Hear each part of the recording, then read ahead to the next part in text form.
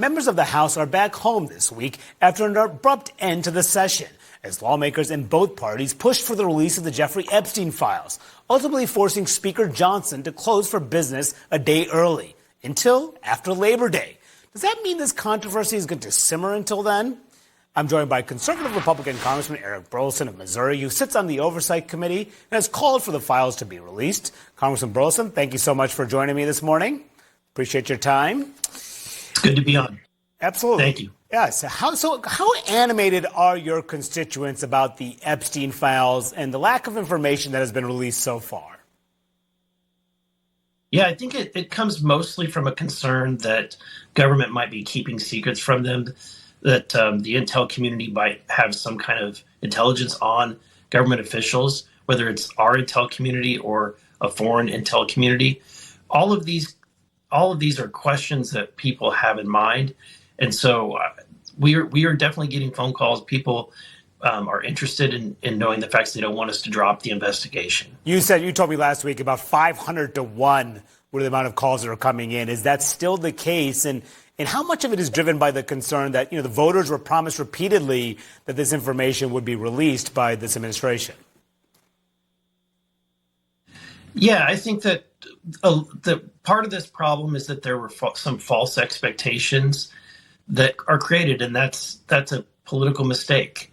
I think that saying that you're going to be able to deliver when you haven't even looked at all of the files and what's available was probably a misstep. And so I think that is one of the things that they're playing, that they're having to deal with. The other thing is they're having to deal with the fact that it's really difficult or almost impossible to disprove a negative. Or in the case of a conspiracy, it's almost impossible to disprove a conspiracy unless you have 100% of all the facts. And unfortunately, that's the situation that we're in. So, but I think that you only fan the flames of conspiracy if you don't demonstrate that you're trying to get the information released.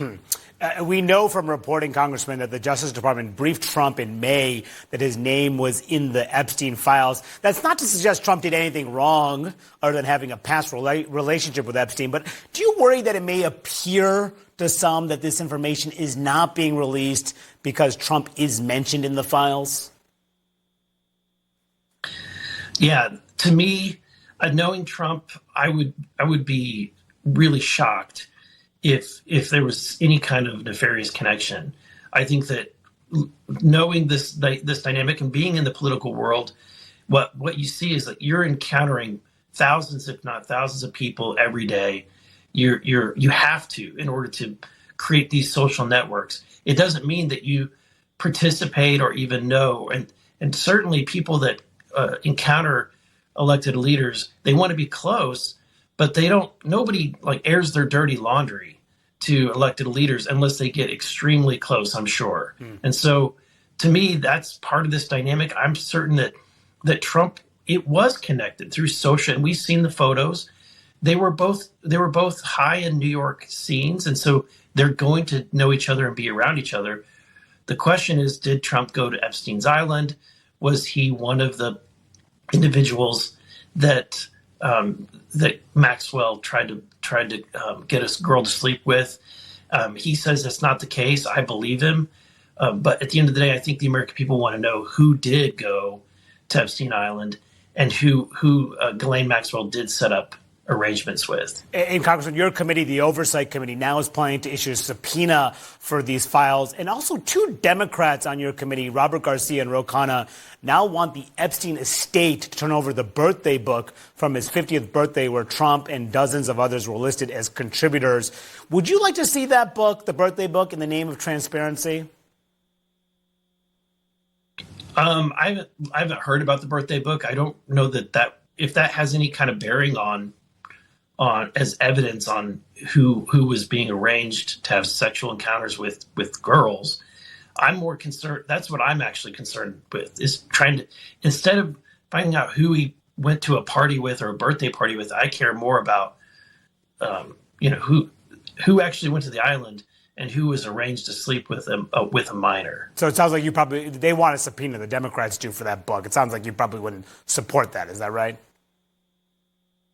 I mean, I'm not going to oppose anything that's going to come to light, but I'm saying I wouldn't be focused on that. I don't know why they would be focused on it, but I wouldn't be opposed to that coming to light. Okay. Your committee also issued a subpoena for the deposition with Epstein's convicted conspirator Ghislaine Maxwell. They want that deposition by mid-August. Now, the administration gave her limited immunity during her meetings last week with Deputy Attorney General Blanche. But this is what James Comer, your committee's chairman, told me last week about whether your committee would give immunity to her. So I don't think there are many Republicans that want to give immunity to someone that may have been sex trafficking children. Do you agree with Mr. Comer that Maxwell should not be given immunity? I think that we should take her testimony as with a high skepticism, right? But I also think that I'm not opposed to giving some kind of immunity. What I would be opposed to is giving any kind of clemency or pardon.